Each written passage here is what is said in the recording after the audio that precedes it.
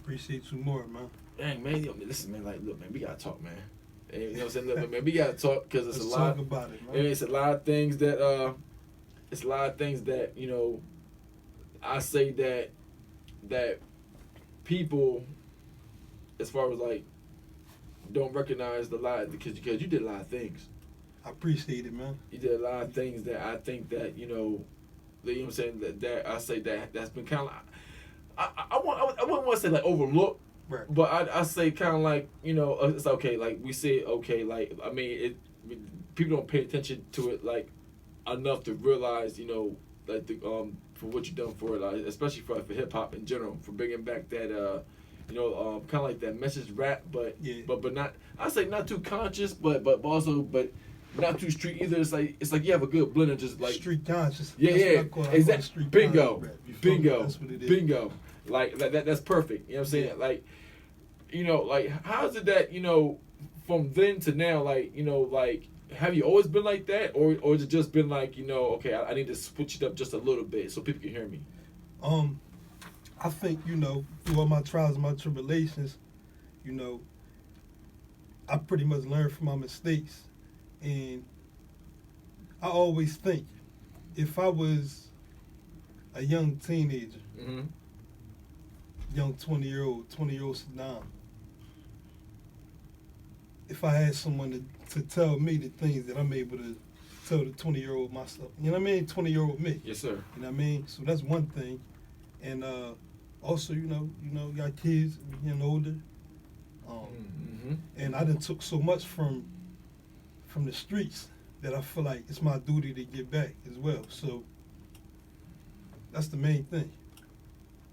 Giving back. You feel as though, regarding with your music, that you feel as though that like you see change, in regarding with that.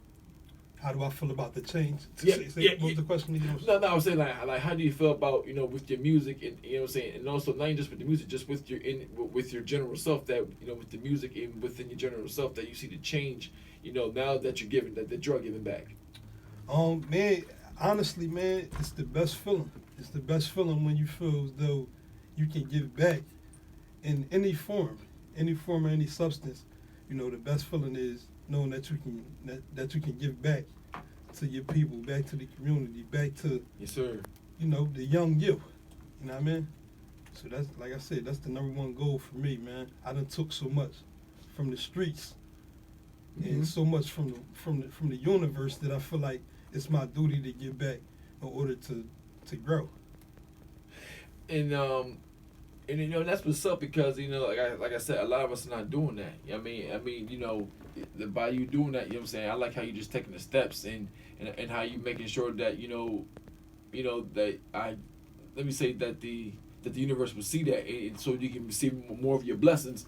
You know what I'm saying? So it can, I mean, 100%. I want to get this some other things too. Like what does LOE stand for? So LOE. Talk about it. LOE, so it stands for League of Elite, and it's my entertainment-based LLC. And the main thing is, yes, sir. Whatever your craft is, whatever it is that you do, you be the best at it, be elite at it, be great at it, continue to push forward. And one of the things that League of Elite, myself and my partners, that we want to do is, going forward, we want to give opportunity for young brothers and young sisters, yes, sir, to express themselves in however way that it is they want to do that. Set a platform for writers and musicians and things of that nature, and going forward, little league baseballs and basketballs and sports leagues and things of that nature. Just giving back, like you said earlier, yes, sir. Any way that we can in the community. It's not just music and entertainment, books, screenplays, things of that nature. That's what we into. Okay, like we got like the power of a cell phone. You know what I'm saying? Like, but I'm talking about like actual like picking up a book. Like I don't know, there's something different about just picking up a book, and it's like your whole mind. I don't know. I'm just speaking for just for me. I can't speak for nobody else. Right. But I get a better feeling picking up a book and getting a lot out of it than looking through a cell phone. I mean, not saying like it's gonna be the same words, but picking up a book is different because I don't know. Maybe it's my generation. Right. You know what I'm saying? I'm so used to looking at reading books and whatnot, but I don't know. Yeah, it's not. It's the generation, definitely. That's one thing, but also it's just having that tangible thing in front of you, and your phone.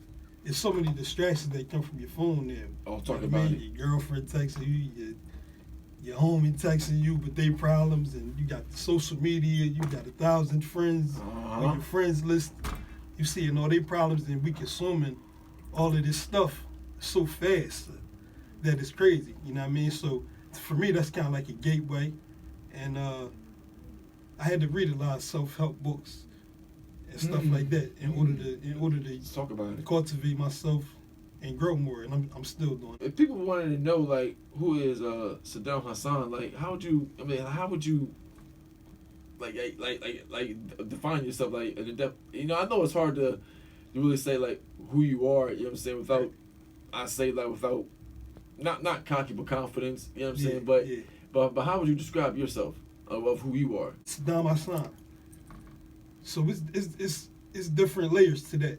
It's 2 layers. Actually 3.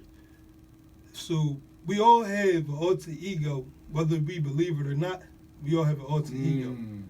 So you got Saddam, of course, that's the name that I was given from the public, from the streets. And Saddam is a 15-year-old kid that was facing juvenile life. Saddam is a teen parent. Saddam is a young kid that was arrested at 13 years old for mistaken identity, was put out of every grade level of school from elementary all the way up to high school. Wait, hold on, like I mean cut you up, but wait, like you was arrested by at 13 by being mistaken identity. Mistaken identity, bro. Stayed down for 6 months. I still not guilty.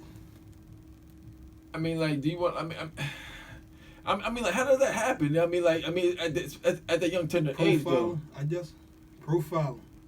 It was real, and it was crazy. Is it was on a Friday. I remember like it was yesterday, and I was supposed to start high school, 9th grade, that Monday.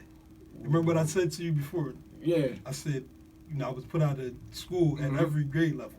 So this was when I was in opportunity. I was about to go to high school, 9th grade, and I got booked for mistaken identity. I was like 10 feet away from my crib, no cap. Right there where that 91.3 sign is, yeah. That's my crib. Police roll up on me.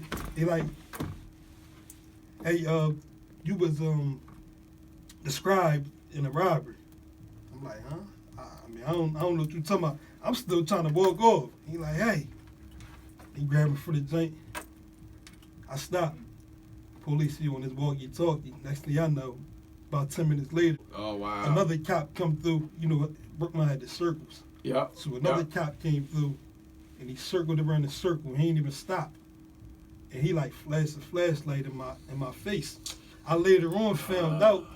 Later on, maybe about a week later, when I spoke to my lawyer, he was like, yeah, the guy was in the back seat. When he flashed the light in my face, it was like, that's him. And I'm like, I didn't know what he was talking about. Yeah. But so that was some of the things as an adolescent. So that's Saddam for the most part. Wait, and you did 6 months, like literally off that. Well, I mean, what was that? I mean, 6 months. What was that feel? Yo, I know, like, I mean, I would have been snapping. Yeah. Like, I mean, it's pretty much like your whole, like, you started your whole high school was vanished, gone. Like you didn't even get a chance to even get your feet wet. For nothing, like putting on something sports. like that had nothing to do with it. Crazy. And the catch to that is after the 6 months. Yeah. The reason why I ended up even getting out after the 6 months is because I had a bail reduction after 6 months. So we still had to pay my way out of the situation. You know what I mean? Like my bail was super crazy when it first happened, so I wasn't bailing out of that. You know what I mean? 13, only got a couple $100. You feel me? And yeah, they gave me a bail reduction after like 6 months, and that's how I ended up to my own. But the case wasn't all the way done for like almost a year. So if we never bailed out, I'd probably set for a year for mistaken identity. So that's Saddam. Right. Okay. Right? And remember what I said? It's 3 layers to that. Yeah. So now you got Hassan. That's my born name. That's my given name. And Hassan is a God-fearing man, a father, a brother, Yes, sir. a friend, a loyal friend. You know, that's pretty much who Hassan is. So you got Sadaam Hassan. You put it together, and in my music, and all my content, that's what you get. I feel like a lot of times guys will envy the next person or the next female, man, whatever. Right. Envy the next person because they are what they want to be. But me personally, I believe, you know, if you're inspired by someone, Mm-hmm. then in order to achieve something, you have to acknowledge it first. Exactly. You know what I mean? So if John Tees is in a position that I would like to be in the near future, Right. then I have to acknowledge that. John Tees, I respect what you're doing, yada yada yada. I don't have to really go out my way, Right. but I have to acknowledge. I have to respect.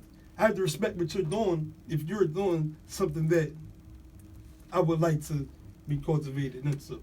Exactly. So in order to do that, like I said, it's like you're respecting it. If you ain't respecting it, then how you gonna obtain it? You know what I'm saying, bro? So I didn't look at it like That's that. number one. You know.